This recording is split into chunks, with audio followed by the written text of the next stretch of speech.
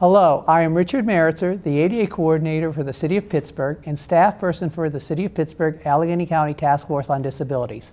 I want to welcome you to Accessible Pittsburgh.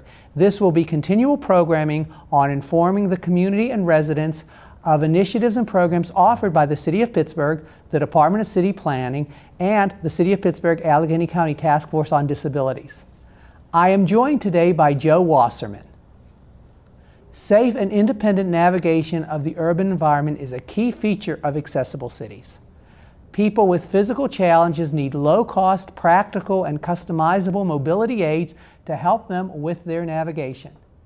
Technology provides a great opportunity for empowering people with disabilities to overcome day-to-day challenges. One of the new technologies is NavPal. Joe, can you tell us about NavPal?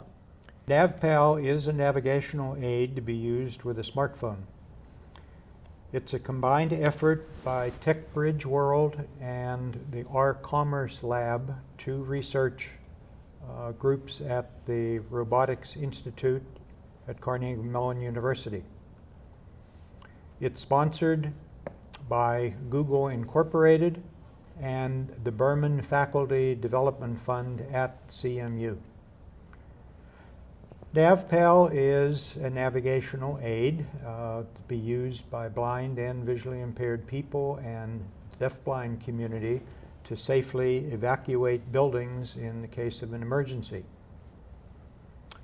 At this time, only a few buildings at CMU and at the Western Pennsylvania School for Blind Children are navigable using the system.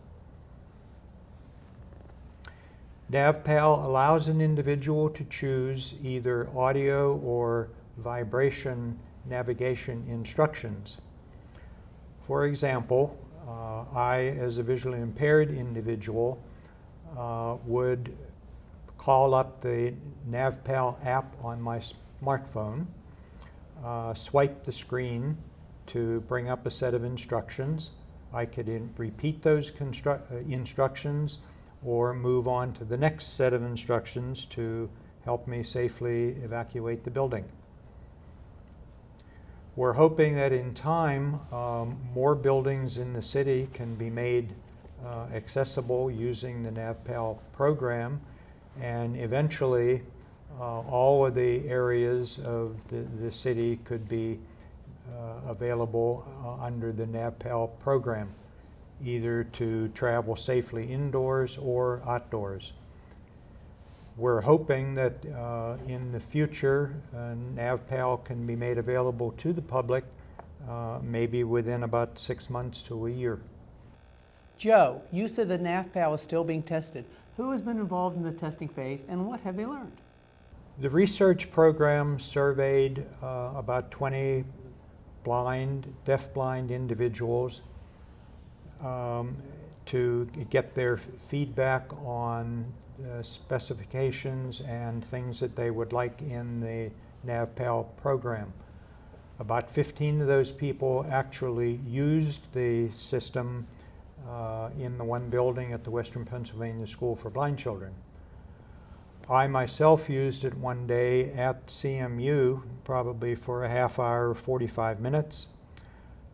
Using the cell phone in one hand and my cane in the other.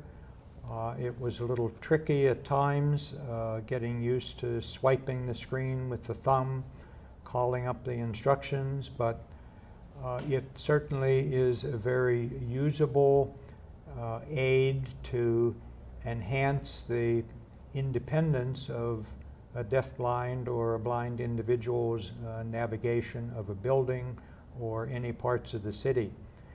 It certainly isn't meant to replace the aids that we already have, but simply to enhance the cane or the guide dog that we're already using. The City of Pittsburgh has been proud to provide letters of support for sources funding this important research and looks forward to working with developers on this important project in any way possible.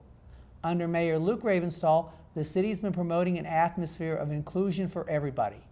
This technology is an important part of that commitment. If you're interested in learning more about NavPal, please visit CMU's project website at www.cs.cmu.edu/NavPal/index.html.